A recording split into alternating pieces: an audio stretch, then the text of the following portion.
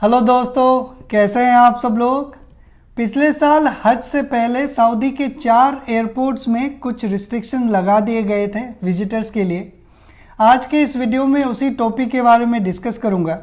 अभी तक इस साल का कोई ऑफिशियल सर्कुलर नहीं आया है। ये जो भी मैं बता रहा हूँ ये मेरा खुद का एजम्पशन है। ये इन्फॉर्मेशन आप लोगों के साथ इसलिए शेयर कर रहा हूँ ताकि जो लोग अपना ट्रैवल प्लान कर रहे हैं वो इस फैक्टर को भी कंसिडर कर सकते हैं। नहीं तो अगर सही में ये गाइडलाइन इम्प्लीमेंट हो गया तो उनको डिफ़िकल्टीज हो सकता है। तो आप लोग वीडियो को कंप्लीट देखिए।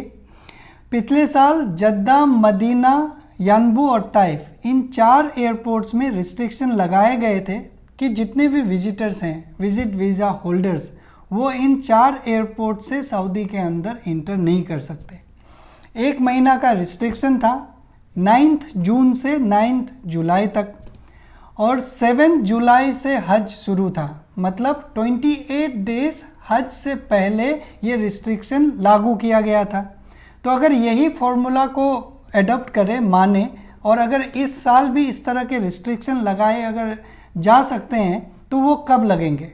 इस साल 26 जून से शायद हज शुरू है, तो 26 जून से 28 दिन पहले लगभग 29 मई से ये रिस्ट्रिक्शन चालू हो सकता है और ये 28 जून तक चलेगा। मतलब 29 मई से 29 जून तक जो भी visitors Saudi Arabia visit visa में या फिर बिजनेस वीज़ा में सऊदी अरेबिया आएंगे वो इन 4 एयरपोर्ट से सऊदी के अंदर इंटर नहीं कर सकते। इस तरह के जब भी कोई रिस्ट्रिक्शंस लगाते हैं तो उसका मेन ही एक मकसद होता है कि क्राउड मैनेजमेंट।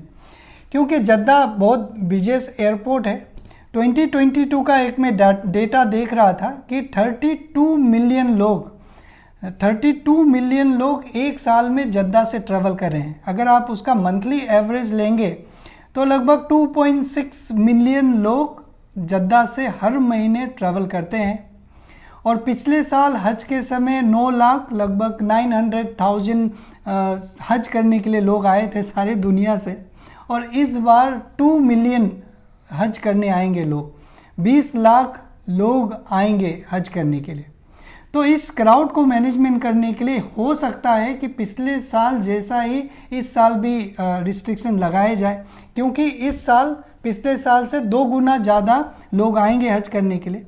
तो अगर आप लोग भी ट्रैवल कर रहे हैं सऊदी अरेबिया 29 मई से लेके 28 जून तक, इन दौरान आप इस बात का ध्यान रखिएगा। अगर आप इस 4 एयरपोर्ट्स में आने का कोशिश कर रहे हैं या फिर प्लान कर रहे हैं तो पहले अपने एयरलाइन से चेक कर लीजिए, कंफर्म कर लीजिए। अगर टिकट बुक कर लिया है तो ज़रूर कंफर्म कर लीजिए। अगर बुक नहीं करा है तो शायद 1 हफ्ता वेट कर लीजिए, कोई सर्कुलर आ जाए। अगर वेट भी नहीं करना है तो बुक कर लीजिए, बाद में अपना रीशेड्यूल कर लीजिएगा। तो पिछले साल और भी कुछ रिस्ट्रिक्शंस लगाए गए थे कि जो विजिटर्स जिस एयरपोर्ट में आए हैं उसी एयरपोर्ट से वो जा सकते हैं। बाकी जो दूसरे वीज़ा कैटेगरीज वाले हैं जैसे कि रेसिडेंट वीज़ा वाले या फिर जो सिटीजन्स हैं, उन लोगों के लिए कोई रिस्ट्रिक्शन नहीं था। वो कहीं से भी आ सकते थे और कहीं से भी जा सकते थे। अब आप लोग ये सोच रहे होंगे, अगर मान लो अप्लाई हो गया ये सर्कुलर और मुझे जद्दा आना था, मेरा जद्दा का टिकट है, तो क्या मैं दूसरे इन 4 एयरपोर्ट्स के अलावा किसी दूसरे एयरपोर्ट में आके फिर वहाँ से डोमेस्टिक फ़्लाइट पकड़ के जद्दा आ सकता हूँ या नहीं। पिछले साल का गाइडलाइन में ये लिखा हुआ था, एयरलाइंस वालों को ये बताया गया था कि इस तरह के जो ट्रांसफ़र्स हैं उसका टिकट इशू ना करें। अब फ्लाइट से तो आप आ नहीं सकते, एक ही रास्ता बचा है, बाय रोड। आप मान लीजिए रियाद लैंड करें तो बाय रोड आप जद्दा आ सकते हैं। ओके, तो इस तरह का कॉन्सेप्ट था पिछला साल। और जद्दा एयरपोर्ट काफ़ी बिजी रहता है पूरे साल, और इस साल लगभग 2 मिलियन, जैसा मैंने आपको बताया, 2 मिलियन लोग आने वाले हैं हज के लिए, तो और बिजी होगा। और अगर आप अभी एयरलाइंस का टिकट देखेंगे तो जद्दा का टिकट्स अभी भी शो कर रहा है उनके इन डेटों में, 29 मई से 28 जून तक का। क्योंकि वो इसलिए भी होगा कि खाली विजिटर्स ही तो नहीं आएंगे, जो रेसिडेंट है वो भी आएंगे, जो लोग छुट्टी पे गए हैं एग्जिट री एंट्री वीज़ा में वो भी आएंगे, तो उन लोगों के लिए ये टिकट शो कर रहा है। तो अगर मैं आपके जगह होता तो जिस भी एयरलाइन का मैंने इन ड्यूरेशन के अंदर टिकट करा है तो पहले उसको कांटेक्ट करके पूछता कि भाई ऐसा कोई इंडिकेशन है या नहीं, और दूसरा उनके वेबसाइट को बार बार चेक करता। ओके, उससे पता चल जाता है, क्योंकि कई बार सोशल मीडिया में पब्लिश बहुत लेट से होता है। तो यही उम्मीद करते हैं कि गाका का एक सर्कुलर आएगा, अगर इसे इम्प्लीमेंट करवाना हो 2 या 3 दिन में, तब क्लियर हो जाएगा। अब देखना ये है कि कितना हद तक मेरा एनालिसिस सही है।